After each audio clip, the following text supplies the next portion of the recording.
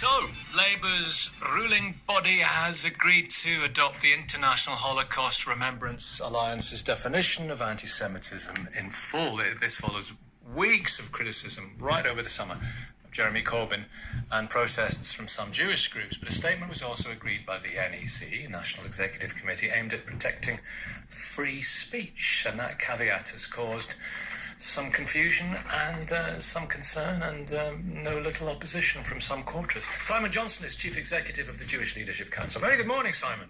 Good morning, Nicky. Hi. Margaret Hodge, the Jewish Labour MP who had a big fallout with Mr Corbyn, described this as 2 steps forward, 1 step back. How would you describe it? Margaret Hodge is not far from the mark. The Labour Party could have adopted this definition in full months ago, and then they could have spent the summer doing the job of opposition rather than fighting off these allegations of anti-Semitism. What they did yesterday was, it appeared, fight off a very concerted and shameful attempt by the leader of the Labour Party, Jeremy Corbyn, completely to undermine the definition. And what we've ended up with, therefore, is a caveat that risks driving a coach and horses through the whole definition. And that's the risk, and that's what the fear is this morning. But people want, surely, legitimately, to have the right to criticise the actions of a state. Israel is not perfect. There is nothing in the IHRA definition that would have restricted anything. You can criticise the government of Israel vociferously, however you wish, the policies however you wish, and depending on the context, you can make comments about the creation of the State of Israel. But it is shameful that the Labour Party leader spent yesterday misrepresenting that position. Nicky, I would say to you, the Scottish government has adopted the IHRA definition in full with all these examples, and I don't think that that's inhibited free speech in Scotland. So what is it that the Labour Party has been so concerned about? What is it that Jeremy Corbyn is trying to protect? That's interesting, Simon, because it is quite difficult for some people to navigate this. So it should be possible to criticise the creation of the State of Israel depending on the context. In what context is it acceptable? Well, all that the IHRA definition says is that, depending on the context, if you say that the creation of a State of Israel is a racist endeavour, then that could be anti-Semitic.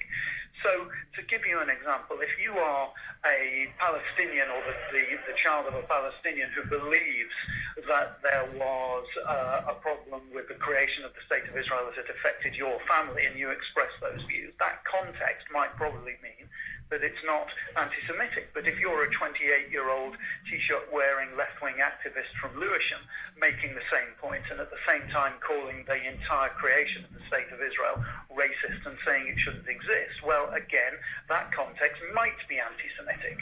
So what can I meld the two? What if you're a Palestinian whose family has been affected by the State of Israel and you criticise the State of Israel for that and on that issue, but you do so saying it's because I'm a Palestinian and it's racist? I think if I can just broaden this out, Nicky, if you don't mind, because we have to recognise that the definition is there to protect Jewish people. And the reason that we need protection, the reason that we have guards outside our synagogues and outside our schools and our other buildings is because there are people out there who hate the State of Israel and who wish to blame Jews for Israel using violence, and that's happened all across Europe, and that's why we have our guards. Now, the problem is that Jeremy Corbyn appears to view it more important to protect the rights of free speech of the people who hate Israel than it is to protect the Jewish community from the threats that it faces that causes us to have guards outside our schools and places of worship. And there are many people within the Labour Party, and indeed on the National Executive Committee, who absolutely agree with you on that, Simon. That has to be said. But freedom of speech it's a good thing. And, a lot of people fight for the freedom of speech to criticise, for example, Islam. Now, I understand the difference. The Jewish people constitute a race. Islam is merely a belief system, and we have hard-won freedoms to criticize belief systems and ideas and religion. But surely it's freedom of speech itself is a good thing. And on what basis do you fundamentally object to that caveat? I don't object to freedom of speech. And as I said earlier, I do not believe that the IHRA definition restricts freedom of speech. It is very, very limited in what it defines. And that's the reason that there are 11 examples of what could be anti-Semitic depending on the context. I think it is dreadful that the leader of the Labour Party continues to maintain that it does. And as I said earlier, the Scottish Government, many other parties, many local authorities have adopted this full definition, and there appears to have been no restriction on freedom of speech. So the concern we have here is that, let's say somebody, the Labour Party wants to bring a disciplinary action against somebody using the IHRA definition, and that somebody's defence is, yes, but I was only exercising my freedom of speech. It may well make the whole thing pointless, whereas what this is a bit of a legal logjam potentially. I'm just looking at what Mr. Corbyn wanted to be included, but he didn't actually put it up for official debate. But he had said that he wanted to.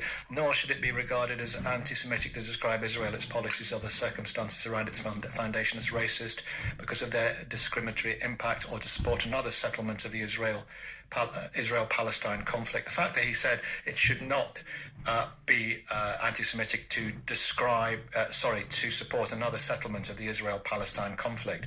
That's interesting. What do you make of that he wanted that included? I think the biggest problem with what he said there was that he wanted it never to be anti-Semitic to describe the creation of the State of Israel as racist. And actually, that is a direct contradiction of what's in one of the examples to the IHRA definition. So what Mr. Corbyn was trying to do in the meeting yesterday actually was to undermine and amend the IHRA definition. And that's why we are suspicious about this free speech caveat, because it does risk driving a coach and horses, because that clearly appeared to be the attitude of the leader of the Labour Party.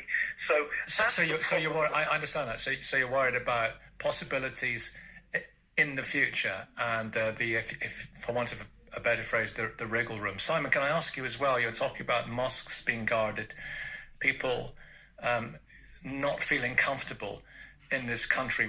We know that Mr. Corbyn made some very controversial remarks about Zionists. I think he used the word, not having a sense of British or English irony, and a lot of people were deeply disturbed by that. And I spoke to a couple of Jewish friends yesterday who feel extremely uncomfortable at the moment. And this comes from the left and far left, and it comes from the far right as well. And it's always been a kind of underlying issue in our society, anti-Semitism. Do you think it's worse now than it was 10 years ago? The figures that are compiled by the Community Security Trust, a charity that monitors these things, would suggest that the levels of anti-Semitic incidents are higher now than they were 10 years ago. Why is that? Well, there may be a whole range of reasons. It may well be that there is a general climate of race hatred. It may well be that there is more antagonism around. It may well be that anti-Semitism has been in the news. It may well be that when there's incidents in Israel, that the incidents of anti-Semitism here go up. Why people feel uncomfortable just at the moment, I think, is because anti-Semitism has been in the news so much, and because we've seen an outbreak of it on the left. And unfortunately, the leader of the Labour Party has not done enough to clamp down on it. As I said at the beginning of this interview, had this issue been dealt with months ago when we first raised it in April, then the Labour Party could have concentrated on doing the business of opposition. But the fact that they haven't has meant that Jewish community, I think, has very little confidence that the leadership of the party really is determined to stamp it out. I've just written, the fact that they didn't do it has been a matter of great consternation to a lot of people within the Labour Party as well. Simon, it's been very interesting talking to you. Thanks for coming on this morning. Thank you, Nicky. Simon Johnson, Chief Executive of the Jewish Leadership Council. It's 6:46.